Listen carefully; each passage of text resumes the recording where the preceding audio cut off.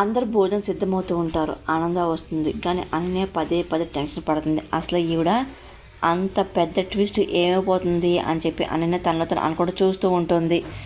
వీళ్ళకు బదులుగా దర్శన్ శరణ్యాన్ని హనీమూన్ పంపించాలని అనుకుంటున్నాను, బాగుంటుంది కదా అని చెప్పి ఆనంద అన్న మాటలకి అనన్య షాక్ అవుతూ ఉంటుంది. ఇంకా శరణ్యాన్ని చూస్తూ నీకు వెళ్ళడం ఇష్టమని చెప్పి ఆనంద అడగానే నాకు ఇష్టమే అత్తయ్య గారు అని చెప్పి శరణ్య అనగానే ఆనంద సంతోషపడుతూ ఉంటుంది. మరిదిగా శరణ్య అసలు ఒప్పుకునే పరిస్థితులు లేరు కదా అని అనన్య అనగానే దర్శన్ని నేను ఒప్పిస్తానుగా అని చెప్పి ఆనంద అంటుంది. అనన్య ఇంకా కంగారు పడుతూ ఉంటుంది. దర్శన్ ఇప్పుడు వస్తాను ఎదురు చూస్తుంటుంది.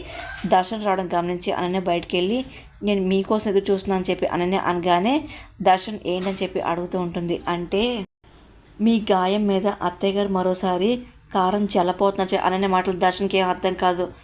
కంగారు పడుతూ ఉంటారు. శరణ్యతో కలిసి మీకు హనీమూన్ పంపించడానికి అత్తయ్య గారు ప్లాన్ చేశారని చెప్పి అనన్య అనగానే దర్శన్ షాక్ అవుతూ ఉంటాడు.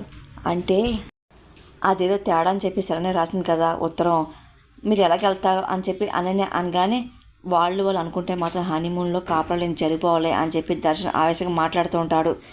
ఎప్పటికి సరేనని నా భార్యగా అంగీకరించడం అని చెప్పి దర్శన్ అని చెప్తూ ఉంటాడు. ఆ మాటలు విన్న అనన్య చాలా సంతోషపడి ఇంకా దర్శన్ చూస్తూ ఉంటుంది. ఇంకా నా ప్లాన్ సక్సెస్ చెప్పి నవ్వుకుంటూ ఉంటుంది.